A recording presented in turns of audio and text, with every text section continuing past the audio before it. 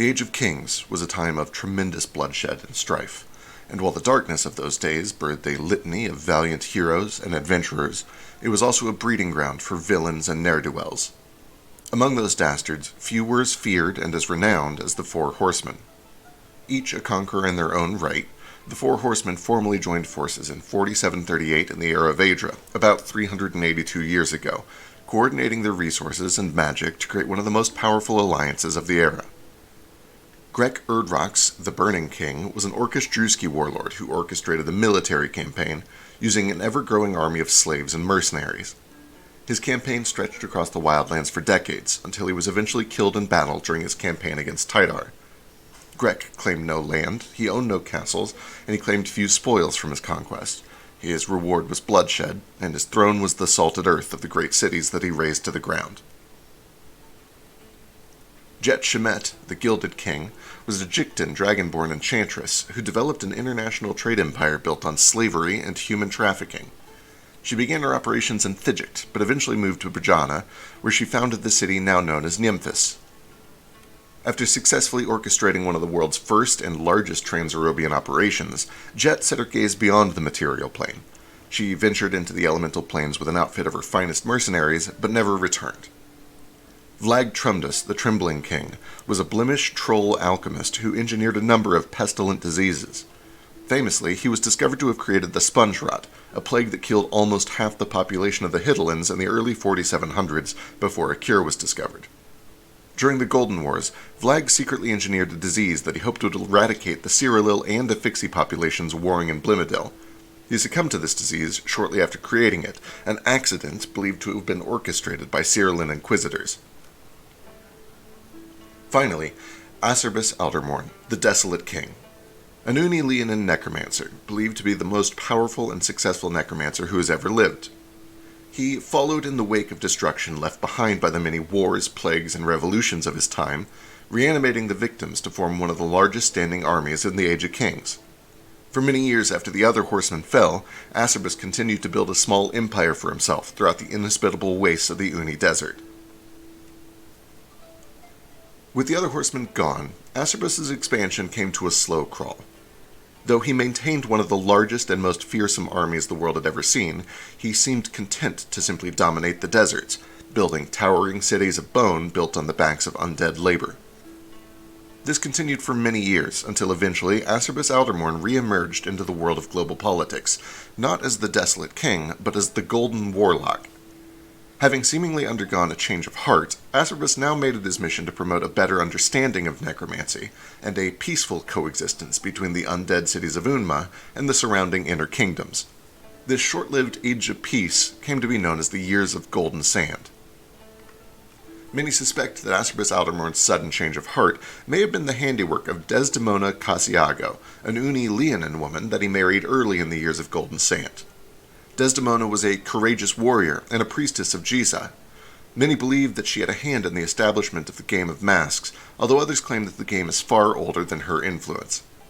Together, Desdemona and Acerbus finally built a family, and that family once lived in this very building, the Aldermourn Palace. Although the Desolate King still spent time at the Desolate Keep, his home was here with his wife and children. Tempted by the allure of a powerful artifact, Acerbus Aldermourn returned to his old ways, hoping to rebuild his once great army and begin his conquest anew. In 4752, Acerbus learned that a divine artifact, the Seed of the Moonlight Prayer, had been discovered within the Sunscale foothills, a territory in southern Cyrillin. That territory was ceded to Avarice at the end of the Golden Wars, but at the time the land belonged to the Vespers, an agrarian Cyrillil feudal house of elves. In the cover of night, Acerbus's forces mounted an attack on Castle Vesper, raising the defeated dead to bolster his strike force until they were powerful enough to overwhelm and defeat the Vesper Knights. With the house defeated, Acerbus's forces executed Lord Caldwell Vesper and Lady Melanie Vesper, took the Seed of the Moonlight Prayer, and returned to Unma, where the Desolate King began harnessing the artifact's power to rebuild his once mighty army of the dead.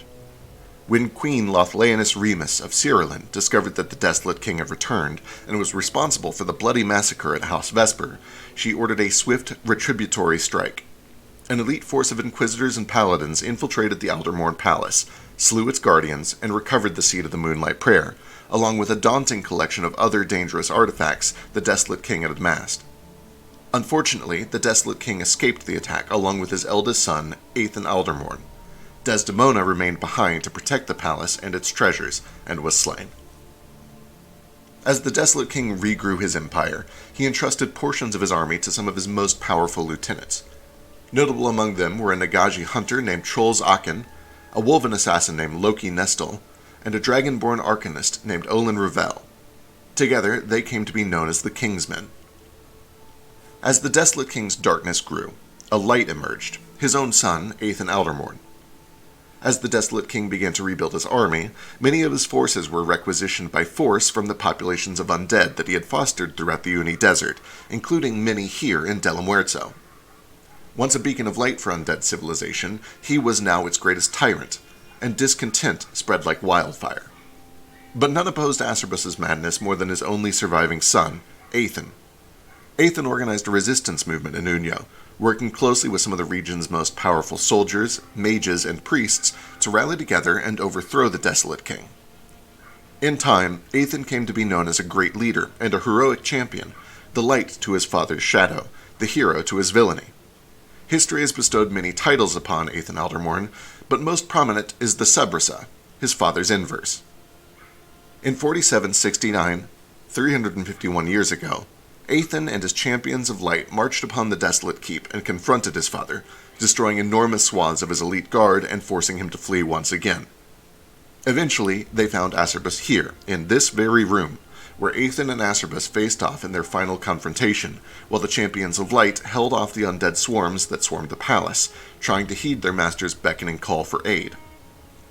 The exact events of the battle are largely lost to time, but divination magic reveals that Aethan fought with a powerful sword, believed to be a divine artifact, and that he unleashed the sword's power to put an end to the Desolate King, sacrificing his own life in the process. The undead swarm claimed the lives of the heroes left behind, but their sacrifice was not in vain. With the Desolate King destroyed, they were soon able to regain their autonomy, freed from the clutches of his foul necromancy.